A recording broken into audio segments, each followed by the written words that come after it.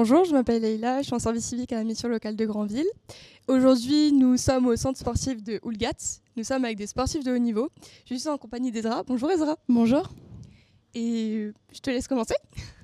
Alors moi je me présente, je m'appelle Ezra, je suis lycéenne au lycée Jean Guénot à Flers. Donc je vais interviewer Loïc qui fait de la lutte gréco-romaine. Donc bonjour Loïc. Bonjour Ezra. Comme première question, en quoi consiste votre sport ? Alors la lutte gréco-romaine, c'est simple, c'est un sport de contact, je dirais même de corps à corps, où le but, ça va être de faire en sorte que l'autre ait les deux épaules face au sol pendant 3 secondes. Ça, c'est le but ultime.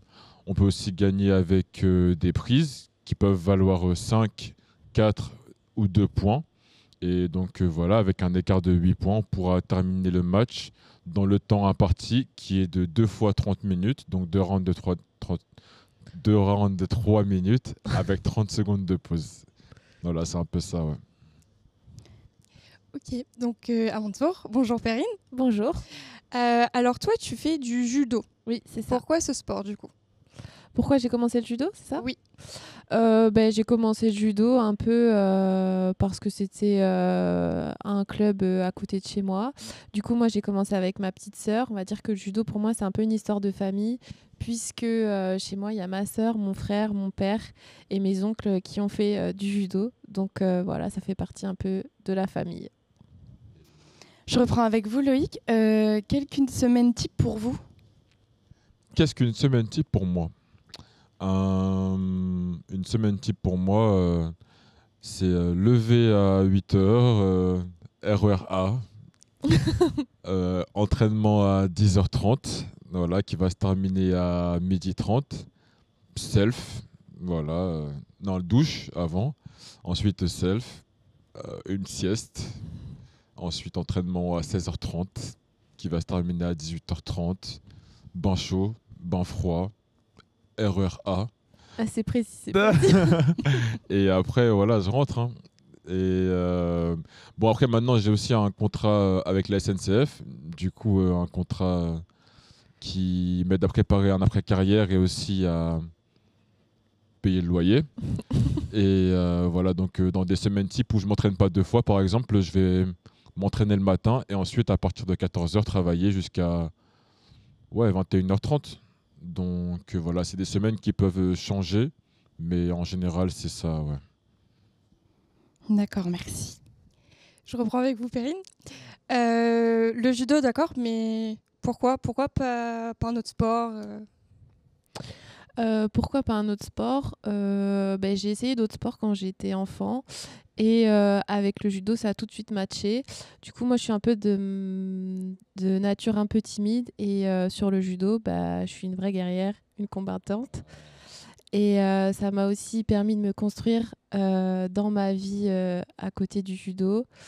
De m'apprendre à me relever après des échecs et pourquoi judo ? Tout simplement parce que je suis passionnée, j'adore le judo, j'adore faire du judo, j'adore m'entraîner, j'adore faire tomber des gens et voilà hein. Tape les gens pour vivre. Donc voilà. Vous avez un meilleur ou un pire souvenir durant votre carrière ? On en a tous hein. Ouais, on a tous. Moi, personnellement, mon pire souvenir, c'est en pleine compète, en plein Grand Prix à Nice, quand sur une attaque, j'ai senti mes ligaments, je les ai sentis se déchirer. D'un coup, j'ai entendu le... Et voilà, j'ai voulu terminer le match et tout, mais je posais ma jambe, je sentais que ça répondait plus. Ouais, ça, c'est un de mes pires souvenirs parce que sentiment d'impuissance, en plus, tu perds le match, en plus, tu veux faire le guerrier, mais ça sert à rien. Donc, ouais, ça, c'est mon pire souvenir, moi. Mais tu veux pas raconter ton meilleur souvenir peut-être Dis-toi pour d'abord, pas... raconte ton pire après. Ouais. Mon pire souvenir, c'est vrai que les déceptions en compétition, on a eu beaucoup. C'est vrai que les plus durs à encaisser, je dirais que c'est la blessure. Parce que pour moi, je reviens aussi de blessure. Je me suis fait mal au genou comme Loïc il y a 1 an. Et là, je reviens tout juste de blessure. Mais bon, je vais dire que les échecs et les déceptions, ça fait partie de la haute performance. Voilà. Et moi, mon meilleur souvenir, tout récent, c'est la naissance de mon petit bébé qui est né il y a 12 jours.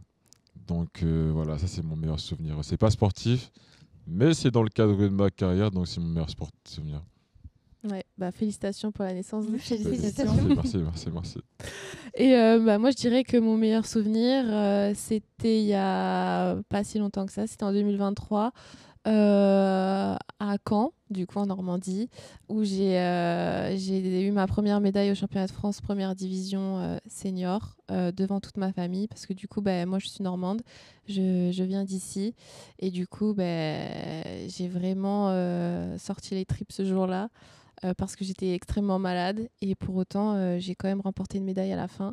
Du coup je dirais que tout ça fait que c'est un de mes meilleurs souvenirs parce que j'ai fait preuve d'abnégation. Voilà. Vous parlez de performance, mais ça signifie quoi pour vous la performance? Pour moi, la performance, pour moi, la vraie signification de la performance, c'est de faire payer tout ce qui est travaillé à l'entraînement en grande échelle. Ça veut dire, pour moi, la performance, c'est arriver au championnat de France bien entraîné et battre tout le monde. Pour moi, la performance, c'est passer un premier tour en tournoi international, puis deuxième tour, puis troisième tour, se rapprocher de la médaille et faire ça, recommencer ça et ouais, capter que t'as capté ton truc, t'as capté ton judo ou ta lutte, t'as les bons ressentis et t'arrives à faire tes prises que tu fais à l'entraînement sur des mecs forts. Pour moi, c'est ça la performance.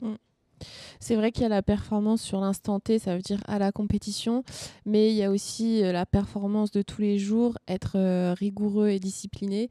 Et c'est vrai que c'est souvent ça, le travail de l'ombre, qui est le plus difficile à maintenir tous les jours. Mais la performance, c'est le jour de la compétition. On parlait hier d'instant T et d'être là le jour J en pleine conscience, mais c'est vrai qu'il y a aussi le reste. Le matin quand on se lève, du coup moi je me lève un peu plus tôt que Loïc, pas à 8 heures, mais c'est vrai que c'est un peu tout ça, c'est mettre tous les ingrédients pour le jour J, être prêt. Pour moi c'est ça la performance. Et si vous deviez décrire en quelques mots ou en une phrase vraiment qui vous motiverait pour la lutte gréco-romaine ou alors le judo, qu'est-ce que vous diriez? Enfin, comment vous décririez ce sport-là?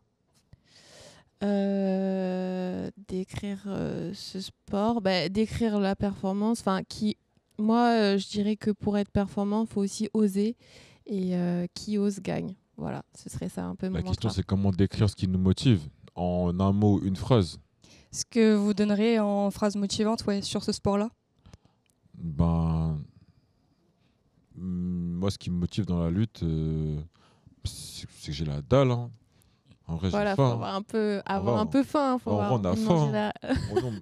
Enfin, judo, lutte, boxe, tout ça, sport Voilà, de combat, ça. pour moi, on fait des sports de chiens, en vrai. non, mais dans le sens où on s'entraîne beaucoup, on se fait mal et il n'y a pas beaucoup d'argent. On va pas dire tout le monde est motivé par l'argent, mais c'est pas notre plus grande motivation. Notre plus grande motivation, c'est que on fait des sports. C'est vrai qu'on est en confrontation directe. Il n'y a aucun espace entre nous et notre adversaire. On Bien se sûr. tient, on se touche. Et c'est vrai que du coup, Faut avoir faim. faut avoir envie Là, c'est où tu manges, où tu te fais d'annihiler manger. l'autre. Voilà. Donc, ouais, moi, Où je tu dirais manges, la où tu te faim. fais manger, Ouais, c'est ça. c'est vraiment la faim. Voilà. Et le soutien de la région, il a changé quoi pour vous? Pour moi, c'est important de sentir qu'il y ait quand même des gens qui comptent sur moi et qui me suivent. Du coup, moi, je suis normande et j'ai pas changé de club depuis que je fais du haut niveau.